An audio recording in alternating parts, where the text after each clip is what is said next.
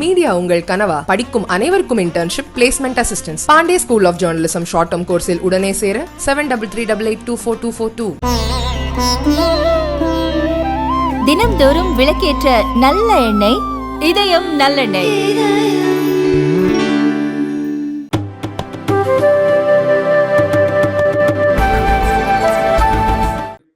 आप सबका स्वागत है। ऐसे तो मन की बात हर महीने के आखिरी रविवार को होता है, लेकिन इस बार एक सप्ताह पहले ही हो रहा है। आप सब जानते ही हैं, अगले हफ्ते मैं अमेरिका में रहूंगा और वहाँ बहुत सारी भागदौड़ भी रहेगी और इसलिए मैंने सोचा वहाँ जाने से पहले आपसे बात कर लूं। और इससे बढ़िया क्या होगा, जनता जनार्दन का आशीर्वाद, आपकी प्रेरणा, मेरी ऊर्जा भी बढ़ती रहेगी। साथियों, बहुत से लोग कहते हैं कि प्रधानमंत्री के तौर पर मैंने ये अच्छा काम किया, वो बड़ा काम किया। मन की बात के कितने ही श्रोता अपनी चिट्ठियों में बहुत सारी प्रशंसा करते हैं। कोई कहता है ये किया, कोई कहता है वो किया, ये अच्छा किया, ये ज्यादा अच्छा किया, ये बढ़िया किया। लेकिन मैं जब भारत के सामान्य मानवी के प्रयास, उनकी मेहनत, उनकी इच्छा शक्ति को देखता हूं, तो खुद अपने आप अभिभूत हो जाता हूं। बड़े से बड़ा लक्ष्य हो, कठिन से कठिन चुनौती हो, भारत के लोगों का सामूहिक बल, सामूहिक शक्ति हर चुनौती का हल निकाल देता है। अभी हमने 2-3 दिन पहले देखा कि देश के पश्चिमी छोर पर कितना बड़ा साइक्लोन आया। तेज चलने वाली हवाएं, तेज बारिश, साइक्लोन बिपरजॉय ने कच्छ में कितना कुछ तहस नहस कर दिया। लेकिन कच्छ के लोगों ने जिस हिम्मत और तैयारी के साथ इतने खतरनाक साइक्लोन का मुकाबला किया, वो भी उतना ही अभूतपूर्व है।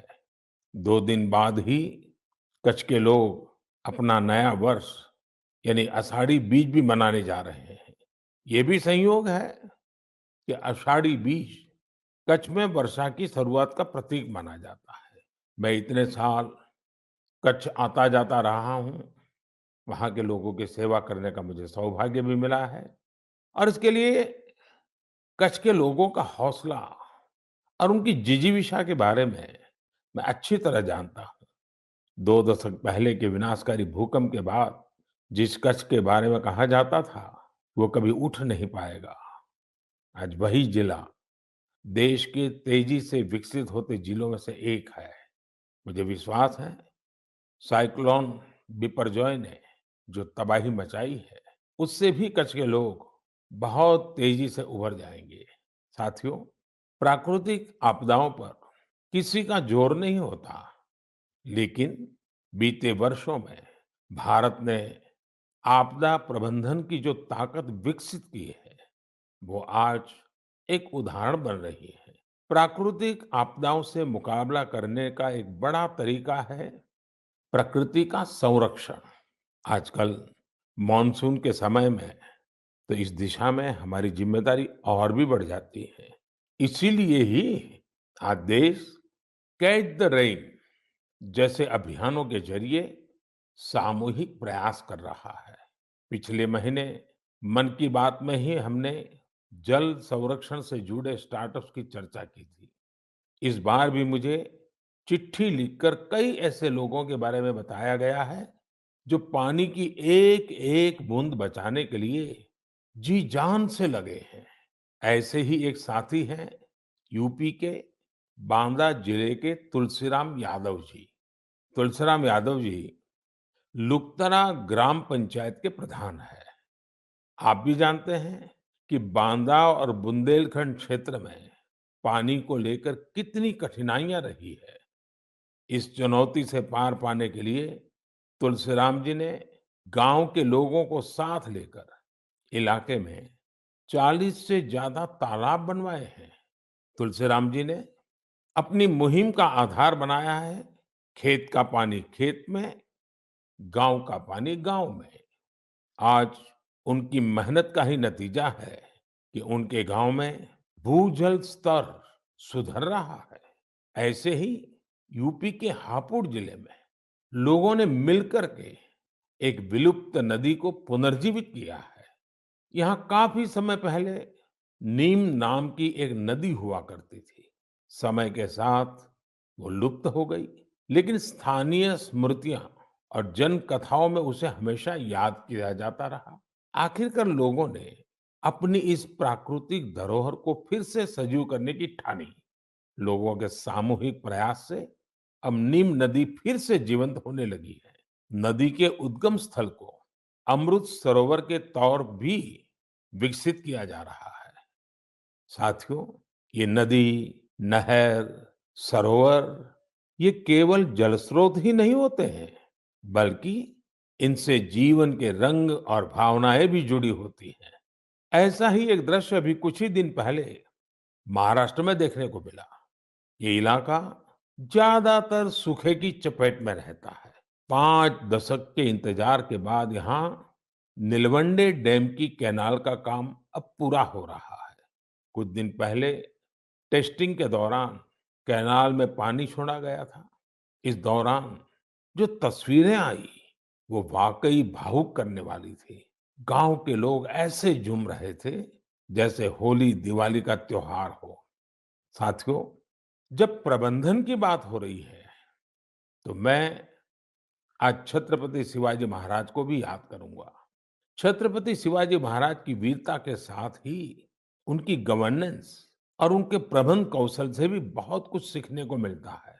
विशेषकर जल प्रबंधन और नौसेना को लेकर छत्रपति शिवाजी महाराज ने जो कार्य किए वो आज भी भारतीय इतिहास का गौरव बढ़ाते हैं। उनके बनाए जल दुर्ग इतनी शताब्दियों बाद भी समंदर के बीच में आज भी शान से खड़े हैं। इस महीने की शुरुआत में ही छत्रपति शिवाजी महाराज के राज्याभिषेक के 350 वर्ष पूरे हुए हैं।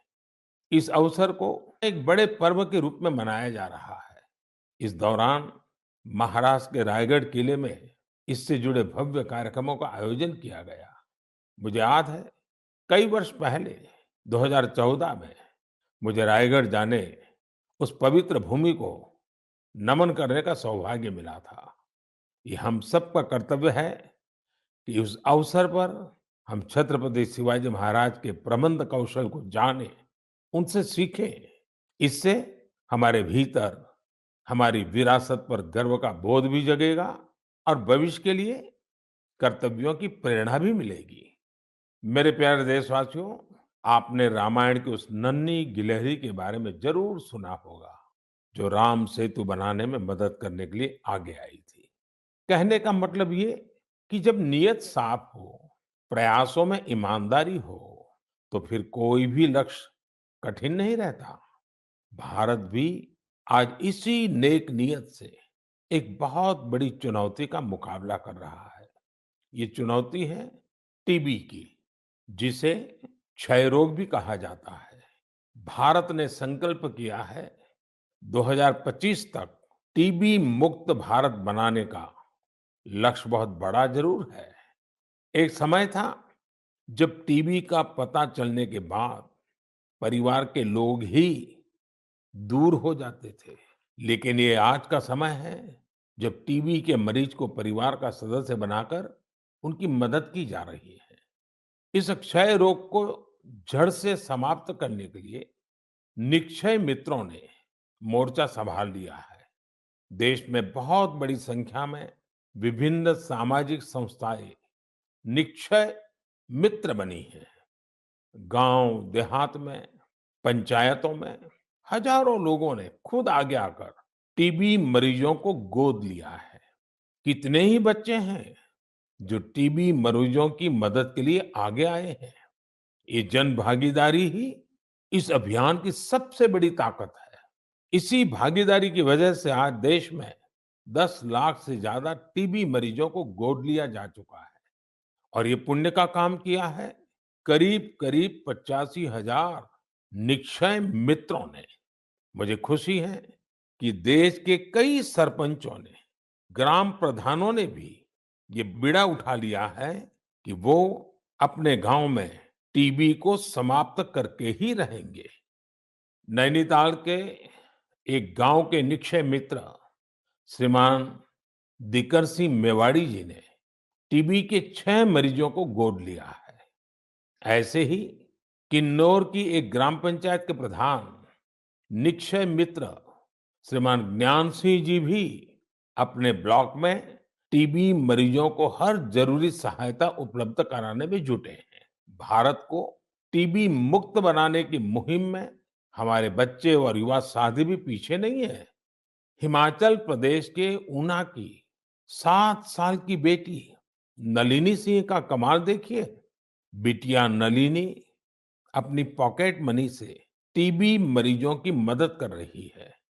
आप जानते हैं कि बच्चों को गुल्लक से कितना प्यार होता है, लेकिन एमपी के कटनी जिले की 13 साल की मीनाक्षी और पश्चिम बंगाल के डायमंड हार्बर के 11 साल के बश्वर मुखर्जी दोनों ही कुछ अलग ही बच्चे हैं। इन दोनों बच्चों ने अपने गुल्लक के पैसे भी टीबी मुक्त भारत के अभियान में लगा दिए हैं। ये सभी उदाहरण भावुकता से भरे होने के साथ ही बहुत प्रेरक भी हैं। कम उम्र में बड़ी सोच रखने वाले इन सभी बच्चों की मैं हृदय से प्रशंसा करता हूँ।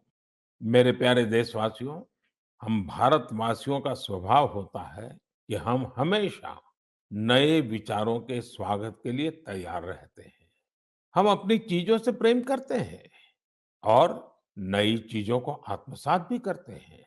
इसी का एक उदाहरण है जापान की तकनीक मियावाकी। अगर किसी जगह की मिट्टी उपजाऊ नहीं रही हो तो मियावाकी तकनीक उस क्षेत्र को फिर से हरा भरा करने का बहुत अच्छा तरीका होती है। मियावाकी जंगल तेजी से फैलते हैं और 2-3 दशक में जैव विविधता का केंद्र बन जाते हैं। अब इसका प्रसार बहुत तेजी से भारत के भी अलग अलग हिस्सों में हो रहा है। हमारे यहाँ केरला के एक टीचर श्रीमान राफी रामनाथ जी ने इस तकनीक से एक इलाके की तस्वीर ही बदल दी। दरअसल रामनाथ जी अपने स्टूडेंट्स को प्रकृति और पर्यावरण के बारे में गहराई से समझाना चाहते थे। इसके लिए उन्होंने एक हर्बल गार्डन ही बना डाला। उनका ये गार्डन अब एक बायोडायवर्सिटी जोन बन चुका है। उनकी इस कामयाबी ने उन्हें और भी प्रेरणा दी। इसके बाद राफी जी ने मियावाकी तकनीक से एक मिनी फॉरेस्ट यानी छोटा जंगल और इसे नाम दिया विद्यावनम। अब इतना खूबसूरत नाम तो एक शिक्षक ही रख सकता है, विद्यावनम। रामनाथ जी के इस विद्यावनम में छोटी सी जगह में 115 वैरायटीज के 450 से अधिक पेड़ लगाए गए। उनके स्टूडेंट्स भी इनके रखरखाव में उनका हाथ बटाते हैं। इस खूबसूरत जगह को देखने के लिए आसपास के स्कूली बच्चे, आम नागरिक काफी भीड़ उमड़ती है। मियावाकी जंगलों को किसी भी जगह, यहाँ तक कि शहरों में भी आसानी से उगाया जा सकता है। कुछ समय पहले ही मैंने गुजरात में केवड़िया एकता नगर में मियावाकी फॉरेस्ट का उद्घाटन किया था। कच्छ में भी 2001 के भूकंप में मारे गए लोगों की याद में मियावाकी पद्धति से स्मृति वन बनाया गया है। कच्छ जैसी जगह पर इसका सफल होना ये बताता है कि मुश्किल से मुश्किल प्राकृतिक परिवेश में भी ये तकनीक कितनी प्रभावी है। इसी तरह अंबाजी और पावागढ़ में भी मियावाकी मेथड से पौधे लगाए गए हैं। मुझे पता चला है कि लखनऊ के अलीगंज में भी एक मियावाकी उद्यान तैयार किया जा रहा है। पिछले 4 साल में मुंबई और उसके आसपास के इलाकों में ऐसे 60 से ज्यादा जंगलों पर काम किया गया है। अब तो ये टेक्निक पूरी दुनिया में पसंद की जा रही है। सिंगापुर, पेरिस, ऑस्ट्रेलिया, मलेशिया जैसे कितने ही देशों में इसका बड़े पैमाने पर उपयोग हो रहा है। मैं देशवासियों से, खासकर शहरों में रहने वाले लोगों से आग्रह करूंगा कि वे मियावाकी पद्धति के बारे में जरूर जानने का प्रयास करें। इसके जरिए आप अपनी धरती और प्रकृति को हरा भरा और स्वच्छ बनाने में अमूल्य योगदान दे सकते हैं। मेरे प्यारे देशवासियों, आजकल हमारे देश में जम्मू कश्मीर की खूब चर्चा होती है। कभी बढ़ते पर्यटन के कारण, तो कभी G20 के शानदार आयोजनों के कारण। कुछ समय पहले मैंने मन की बात में आपको बताया था कि कैसे कश्मीर के नादरू देश के बाहर भी पसंद किए जा रहे हैं। अब जम्मू कश्मीर के बारामूला जिले के लोगों ने एक कमाल कर दिखाया है। बारामूला में खेतीबाड़ी तो काफी समय से होती है, लेकिन यहाँ दूध की कमी रहती थी। बारामूला के लोगों ने इस चुनौती को एक अवसर के रूप में लिया। यहाँ बड़ी संख्या में लोगों ने डेयरी का काम शुरू किया। इस काम में सबसे आगे यहाँ की महिलाएं आई। जैसे कि एक बहन है, इशरत नबी। इशरत एक ग्रेजुएट है और इन्होंने मीर सिस्टर्स डेयरी फार्म शुरू किया है। उनके डेयरी फार्म से हर दिन करीब 150 लीटर दूध की बिक्री हो रही है। ऐसे ही सोपोर के एक साथी हैं, वसीम अनायत। वसीम के पास 2 दर्जन से ज्यादा पशु हैं और वो हर दिन 200 लीटर से ज्यादा दूध बेचते हैं। एक और युवा, आबिद हुसैन भी डेयरी का काम कर रहे हैं। इनका काम भी खूब आगे बढ़ रहा है। ऐसे लोगों की मेहनत की वजह से ही आज बारामूला में हर रोज 5.5 लाख लीटर दूध उत्पादन हो रहा है। पूरा बारामूला एक नई श्वेत क्रांति की पहचान बन रहा है। पिछले 2.5-3 वर्षों में यहाँ 500 से ज्यादा डेयरी यूनिट्स लगी है। बारामूला की डेयरी इंडस्ट्री इस बात की गवाह है कि हमारे देश का हर हिस्सा कितनी संभावनाओं से भरा हुआ है।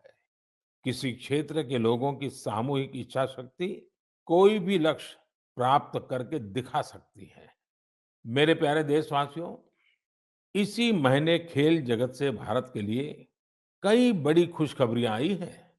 भारत की टीम ने पहली बार विमेन्स जूनियर एशिया कप जीतकर तिरंगे की शान बढ़ाई है। इसी महीने हमारी मेंस हॉकी टीम ने भी जूनियर एशिया कप जीता है। इसके साथ ही हम इस टूर्नामेंट के इतिहास में सबसे अधिक जीत दर्ज करने वाले टीम भी बन गए हैं। जूनियर शूटिंग वर्ल्ड कप, उसमें भी हमारी जूनियर टीम ने भी कमाल कर दिया। भारतीय टीम ने इस टूर्नामेंट में पहला स्थान हासिल किया है। इस टूर्नामेंट में कुल जितने गोल्ड मेडल थे, उसमें से 20% अकेले भारत के खाते में आए हैं। इसी जून में एशियन अंडर 20 एथलेटिक चैंपियनशिप भी हुई। इसमें भारत पदक तालिका में 45 देशों में टॉप 3 में रहा। साथियों, पहले एक समय होता था जब हमें अंतर्राष्ट्रीय आयोजनों के बारे में पता तो चलता था, लेकिन उसमें अक्सर भारत का कहीं कोई नाम नहीं होता था।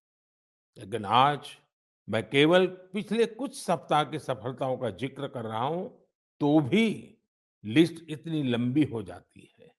यही हमारे युवाओं की असली ताकत है।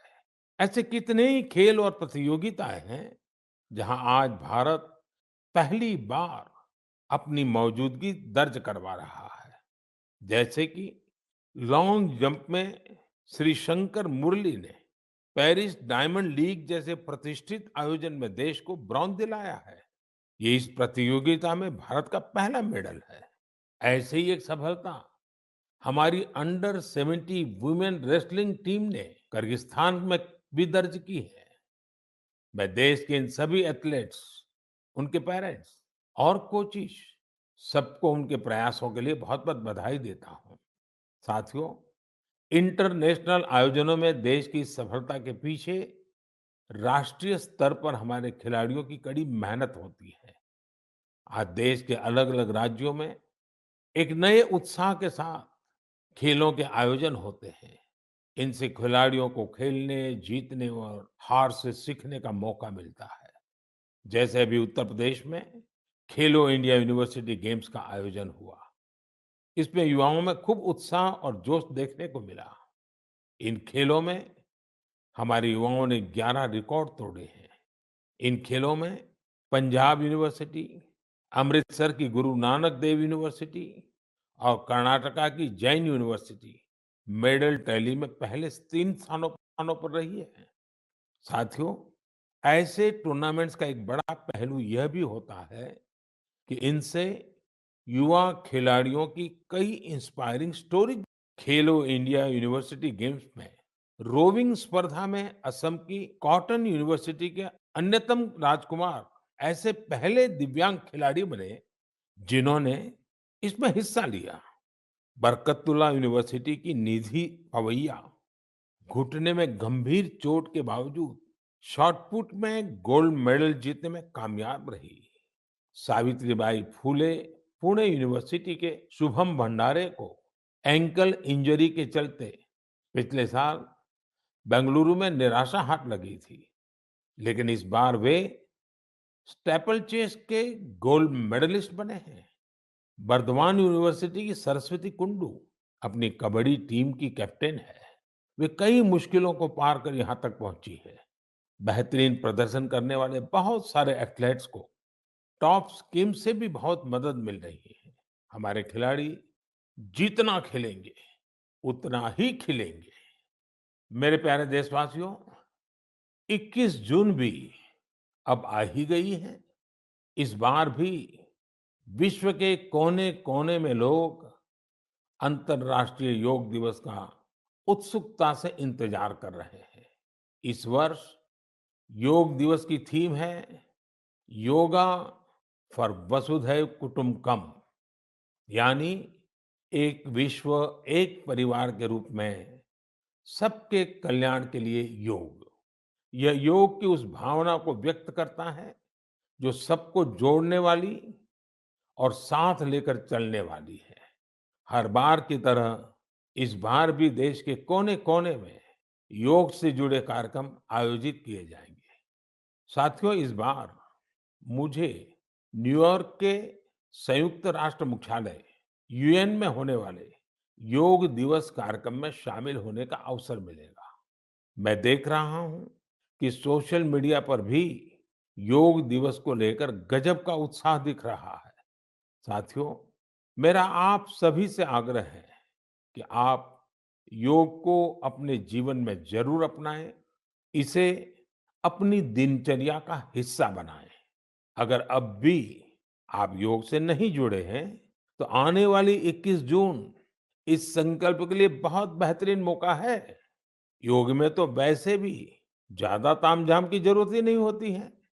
देखिए, जब आप योग से जुड़ेंगे तो आपके जीवन में कितना बड़ा परिवर्तन आएगा।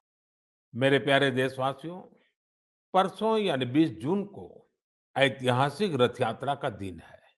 रथ यात्रा की पूरी दुनिया में एक विशिष्ट पहचान है। देश के अलग-अलग राज्यों में बहुत धूमधाम से भगवान जगन्नाथ की रथ यात्रा निकाली जाती है। ओडिशा के पुरी में होने वाली रथ यात्रा तो अपने आप में अद्भुत होती है। जब मैं गुजरात में था, तो मुझे अहमदाबाद में होने वाली विशाल रथ यात्रा में शामिल होने का अवसर मिलता था। इन रथ यात्राओं में जिस तरह देश भर के हर समाज, हर वर्ग के लोग उमड़ते हैं, वो अपने आप में बहुत अनुकरणीय है। ये आस्था के साथ ही एक भारत श्रेष्ठ भारत का भी प्रतिबिंब होती है।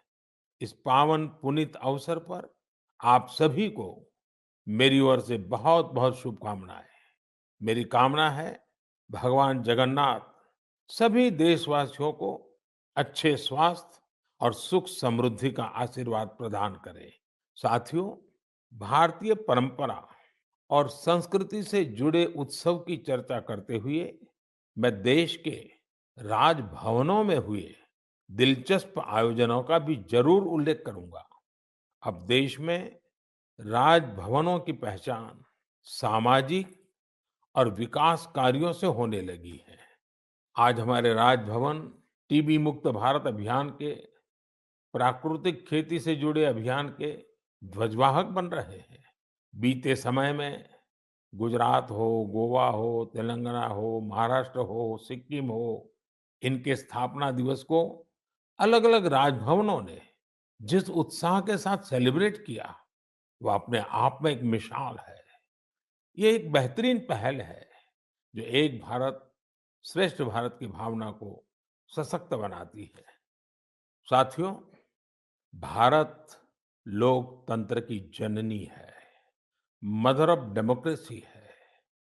हम अपने लोकतांत्रिक आदर्शों को सर्वोपरि मानते हैं, अपने संविधान को सर्वोपरि मानते हैं। इसलिए हम 25 जून को भी कभी भुला नहीं सकते। यह वही दिन है जब हमारे देश पर इमरजेंसी थोपी गई थी। यह भारत के इतिहास का काला दौर था। लाखों लोगों ने इमरजेंसी का पूरी ताकत से विरोध किया था। लोकतंत्र के समर्थकों पर उस दौरान इतना अत्याचार किया गया, इतनी यातनाएं दी गई कि आज भी मन सिहर उठता है। इन अत्याचारों पर, पुलिस और प्रशासन द्वारा दी गई सजाओं पर बहुत सी पुस्तकें लिखी गई हैं। मुझे भी संघर्ष में गुजरात नाम से एक किताब लिखने का उस समय मौका मिला था। कुछ दिनों पहले ही इमरजेंसी पर लिखी एक और किताब मेरे सामने आई, जिसका शीर्षक है torture of political prisoners in India. Emergency के दौरान छपी इस पुस्तक में वर्णन किया गया है कि कैसे उस समय की सरकार लोकतंत्र के रखवालों से क्रूरतम व्यवहार कर रही थी। इस किताब में ढेर सारी केस स्टडीज हैं, बहुत सारे चित्र हैं। मैं चाहूंगा कि आज जब हम आजादी का अमृत महोत्सव मना रहे हैं, तो देश की आजादी को खतरे में डालने वाले ऐसे अपराधों का भी जरूर अवलोकन करें। इससे आज की युवा पीढ़ी को लोकतंत्र के मायने और उसकी अहमियत समझने में और ज्यादा आसानी होगी।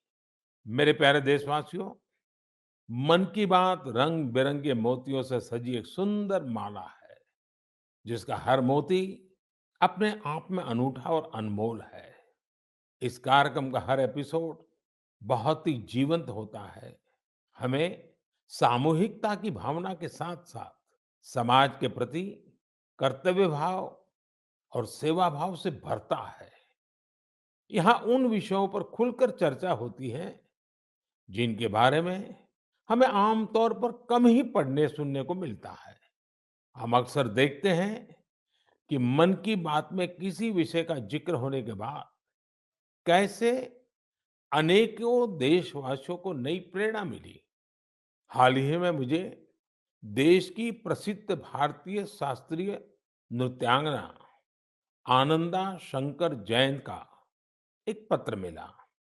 अपने पत्र में उन्होंने मन की बात के उस एपिसोड के बारे में लिखा है जिसमें हमने स्टोरी टेलिंग के बारे में चर्चा की थी। उस कार्यक्रम में हमने इस फील्ड से जुड़े लोगों की प्रतिभा को एक्नॉलेज किया था।